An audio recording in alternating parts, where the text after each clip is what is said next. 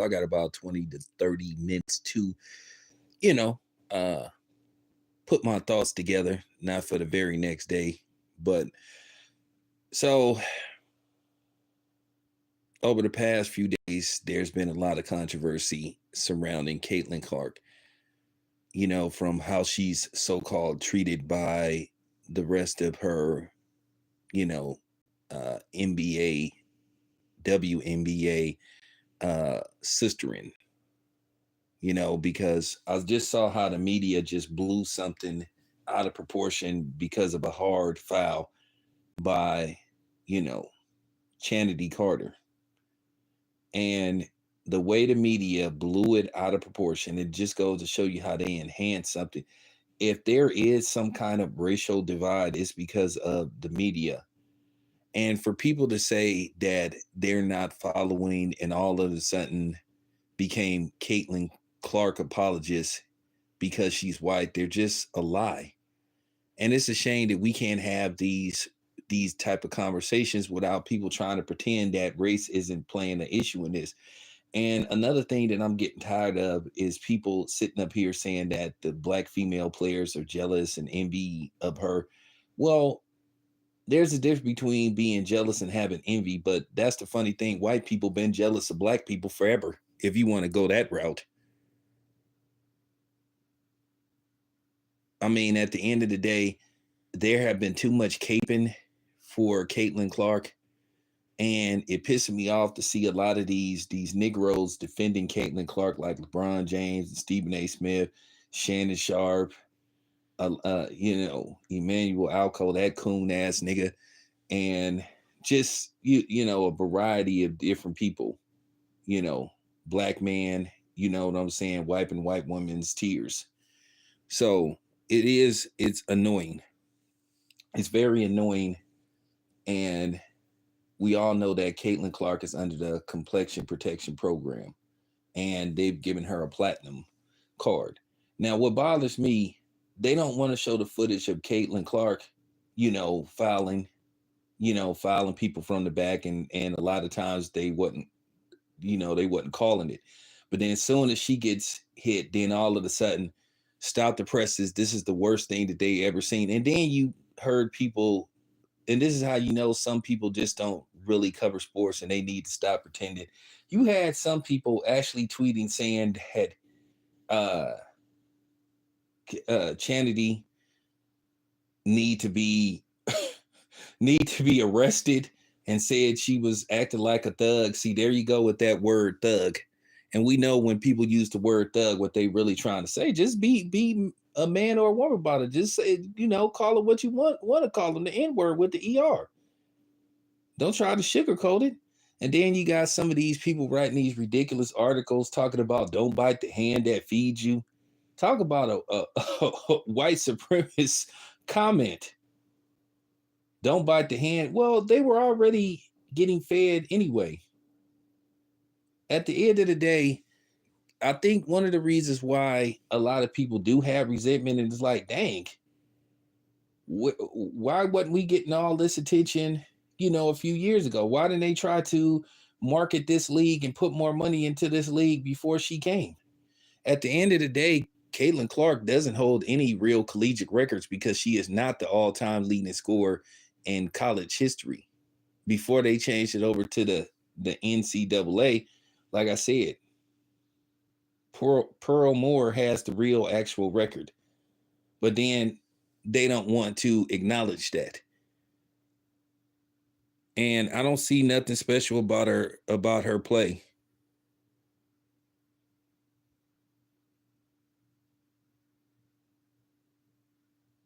Well, that's what I'm saying. The problem is, listen, has she won back-to-back national championships? I think it would be okay. I wouldn't have a problem with it. That's the problem. And this is what I'm saying. If you want to go that route, here's the thing. People don't really want to have this conversation and say that race isn't playing a role. Of course it is. But the way these gutless white people are coming at people, and it's the same thing, the Eminem theory, the Eminem thing. You can't say nothing about Caitlin Clark or you're a hater. And then they want to holler racism. But then these is the same people that told us racism doesn't exist.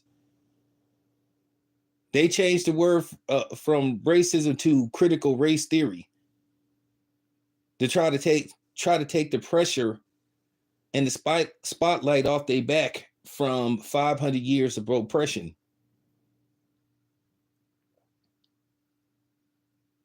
They love to holler about something ain't about race.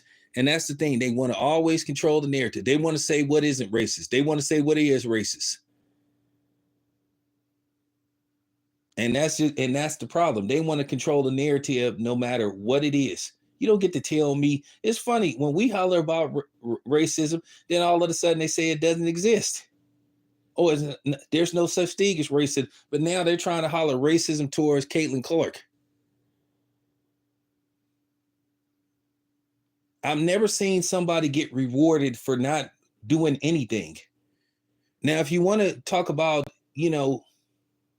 basketball players who happen to be white, well, like I said before, Luka, he earned it. The Joker, he earned it. They got out there and they performed.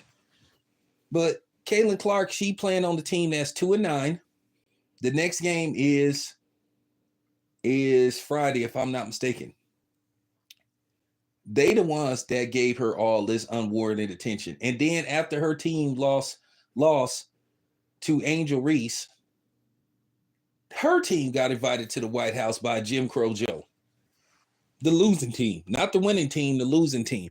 So if you lose and you get invited to the White House before the winning team, and then the same thing when they lost again, they tried to shame, you know what I'm saying? They tried to shame Don Staley. When they team what's the best team in college basketball, they made it all about her losing instead of the team that won. And then you see a guy like me that pinpoint this, then all of a sudden people want to turn a blind eye. First of all, it was okay how all this started with Caitlin Clark. It was okay when Caitlin Clark, when she was playing in the tournaments last year, and she was doing the Tony Yale, not the John Cena, to other teams. Now, soon as Angel Reese did it, all of a sudden, all hell broke loose. People were threatening her, calling her out her name, threatening her, all kind of stuff. But nobody wants to talk about that. Nobody wants to talk about that. Nobody wants to have productive conversation and say that, and be honest, and say that race is playing a role in this. Of course it is. And if you wonder why people once again is turning on Stephen A. Smith, because Stephen A. Smith is sitting up there protecting her. But that's typical Stephen A. Smith. He loved to, you know what I'm saying? He don't have no problem going in on the brothers, though, but he always make excuses for the others. Caitlin Clark is undeserving of the accolades that she got. Like I said, she's got rewarded for winning nothing, not doing nothing. Listen, if she went in there right away and they was, you know what I'm saying, 11 and 0, and she was leading the league and, you know, and scoring and all that kind of stuff. But she's a decent basketball player. But what people really don't know is what people really don't know, those WNBA ratings have declined. They've declined. What's up? WCS in the house. Those ratings have declined. Now, the funny thing is, I put in my paperwork to basically seeking out start covering NBA and WNBA games. Next year, they're going to have a team in my area, in the Bay Area, that's going to be based out of Oakland, even though they'll be playing at the Chase Center. But they're getting, you know what I'm saying, they're going to add a team to the WNBA that's going to be based in the Bay Area. So I sent in my paperwork. You know, now I got to go through this long process before I get approved. But if I'm approved, then I'm going to start covering the WNBA. I'm going to start covering the NBA. So, I sent my paperwork in, And then plus the All-Stars going to be in my area next year anyway, in the Bay Area. So they're going to have it at the Chase Center. So, but what I'm saying is, I think people wouldn't have a problem if she had actually won something. You lose 2 back-to-back national championships. You get drafted, okay, fine. But all of a sudden, you get a $30 million Nike deal. You just get all these props. Then they make it look like you the Messiah. And then you think of all the people that came before you. And then the thing is, she doesn't acknowledge the people that came before her. At the end of the day, what about the people that, kept the league afloat so you can be able to play in the WNBA? And then the thing is, Caitlin Clark, she could have simmered all this stuff down, all this tension with her and Angel Reese, and she did nothing. So she's part of it. And that's the problem. She wants the princess treatment. Like, it's just absurd. Nobody said nothing when she was doing the you know what I'm saying, the Tony Yayo thing. They thought it was swag. They thought it was cool. But when Angel Reese returned fire, then all of a sudden they attacked Angel Reese, and I just never forgot that. And for people that's saying I'm following the WNBA because of Caitlin Clark, they're absolutely wrong. I'm actually following the WNBA because of Angel Reese.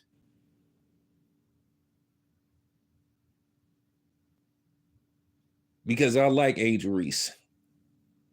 She has what you call the it factor. But as you can see, the thing is, white America has made it clear. Caitlin Clark is their girl.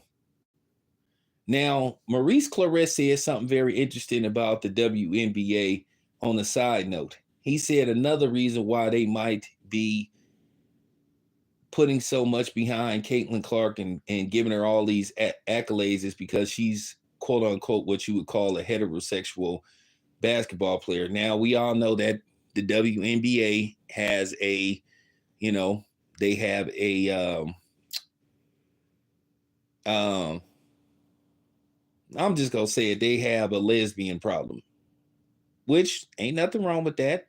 But at the end of the day, I noticed that now they're starting to film more of these, the women entering the arena. And I'm starting to see more of them dressing up a little bit more, looking a little bit more, feminine, which is cool. But I think that's also a key factor. But at the same time, I think the WNBA don't want to apply a dress code. But if you've seen some of them women walking in the arena, you just be like, oh yeah, she do not like dudes. But then there's some that look nice. You just seen Angel Reese walking in there in her nice little dress and her heels and all that kind of stuff. That's needed. Because whether you like it or not, most sports fans are men.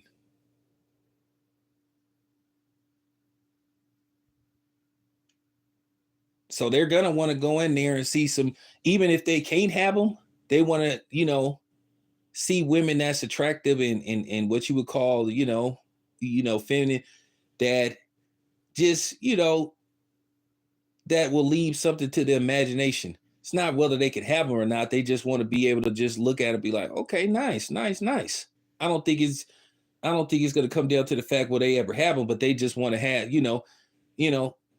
see some, give you some eye candy. And I think that's another reason why the WNBA don't have the following that it could have. You just got to be honest. People don't want to have these conversations. These people don't want to have these real conversations, and that's a damn shame that we can't have, because that is part of the equation. There is that energy. You see it. When you see some of them women walking in there, you be like, if I went to the club with her, I'd have to compete with her. So I'm just saying, that's the problem. We can't have no productive conversations. Oh man, get out of here, dude. dude, get out of here, man.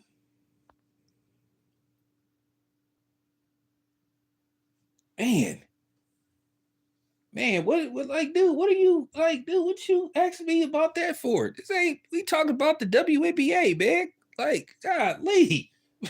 What? Like, man, like, it's always one. It's always one. No, but when you think about the WNBA, you do feel that type of energy.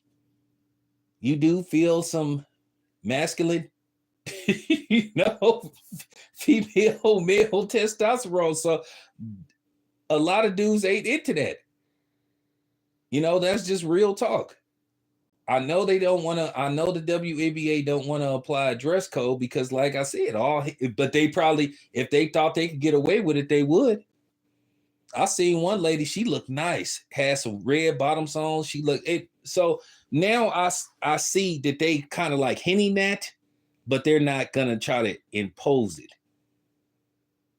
Because there was a basketball player, I forgot what her name was. She said that, when she played basketball, she said to a certain degree, she kind of got tired of that. And she was like what you call straight. And she said that was out there. And she said she really didn't want to be part of that.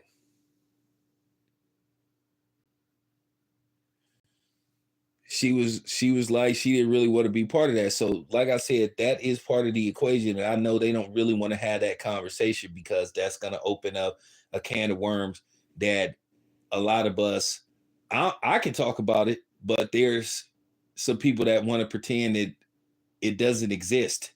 They want to pretend that that isn't part of the problem with the WNBA, and then they don't want to be real and say that Caitlin Clark is getting all these accolades because of her race.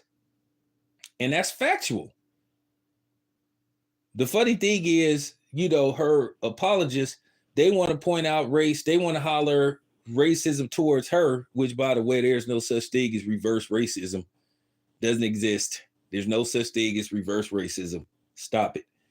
They want to holler about this racism directed towards her or jealousy or whatever the case may be. But when we say it's racism towards Angel Reese, did all of a sudden, oh, this has nothing to do with race.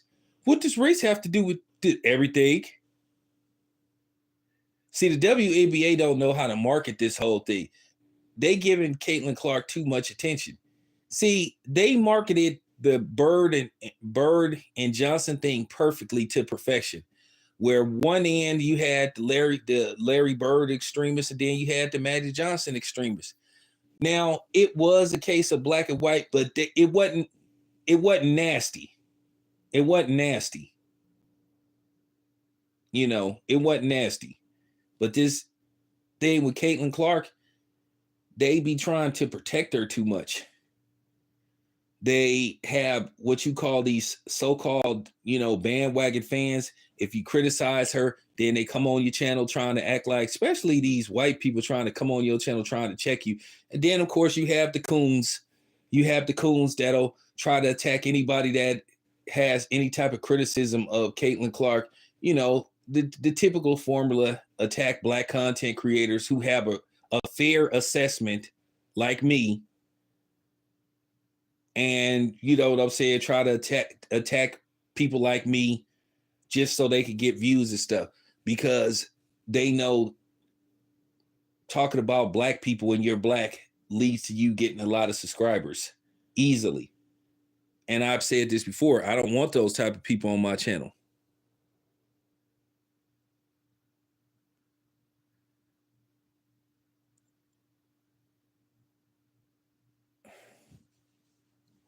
Why are you asking me am I from Oakland, dude? Do it matter where I'm from? Do you not see the thumbnail? Nah, I ain't from Oakland, dude. I ain't from Oakland. I'm from Compton. I'm from Compton, dude. Nah, I ain't from Oakland. I'm from Compton.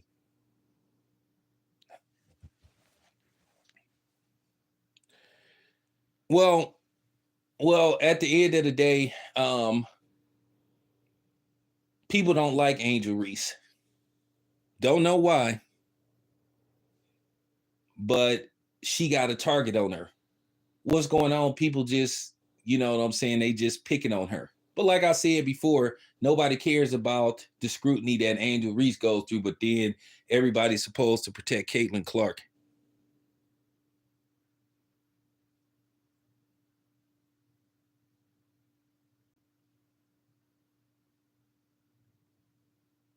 So, I'm just calling it how I see it. I'm just calling it right down the middle. Something that a lot of people don't want to do.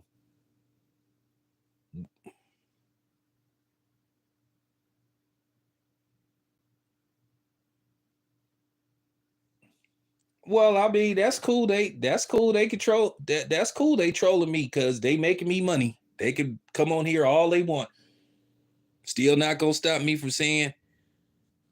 Still not gonna stop me from saying what I need to say because I'm gonna continue to say this.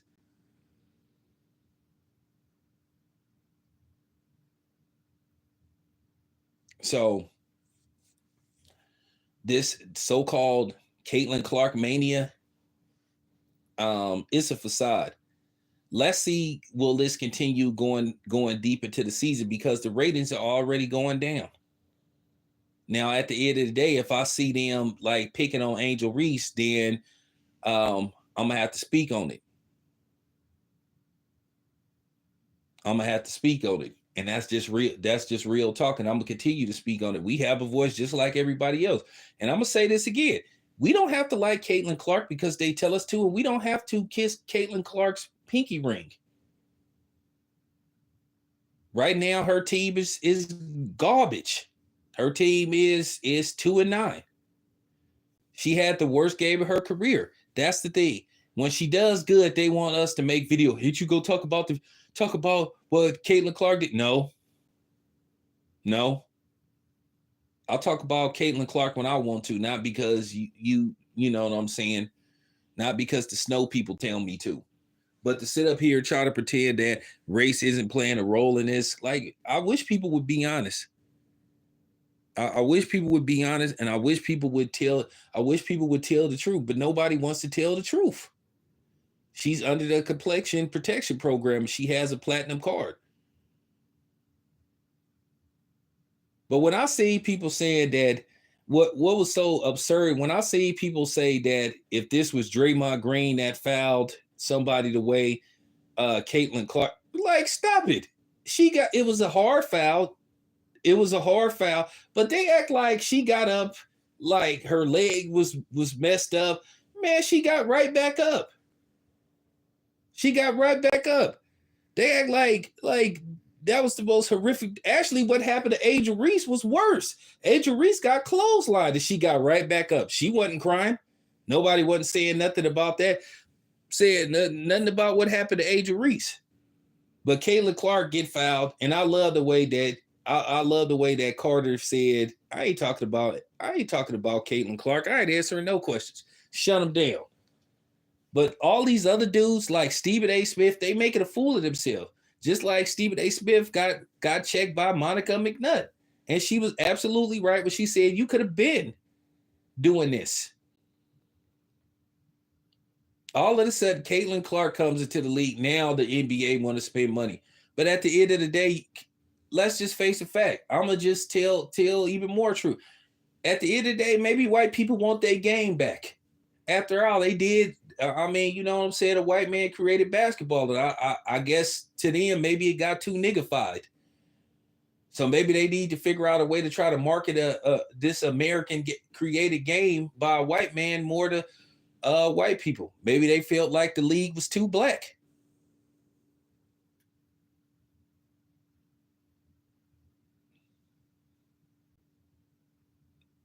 That's another elephant in the room. So they see this person like Caitlin Clark, and they feel like they could put a marketing machine around her and try to basically elevate her and make it look like she's like a phenomenon when she really isn't. I mean, she could play, but overhype it. Just give her all this press. It's easy to build somebody up if the press is in unison and just say, okay, we're going to build this person up. And they built her up. They built her up for the last 2 years, only for her to fail. But they still continue to like rally behind her. Because at the end of the day, she's a 2-time loser. She hasn't won anything. And see that's the problem. You got guys like me pointing it out.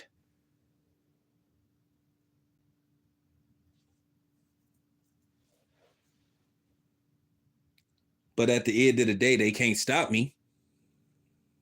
Of course, they're gonna say I'm a hater. Of course, I'll take that. I'm a hater. I'm a racist. I'll take all that stuff.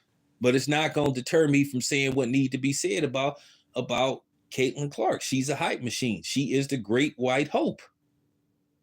She is a great white hope for women's basketball. She's not the greatest basketball player that ever lived. You got to do something. You got to win something. And like I said before, for people that's going to come on here and say, oh, her team is bad and she doesn't have any help, she's supposed to be the help. They marketed her as, Neo from the Matrix. So she got to make some things happen. No excuses. There you have it. But anyway, we'll continue this talk. I got to get some rest. Got to go to work later on. It's your boy Town. I'm out.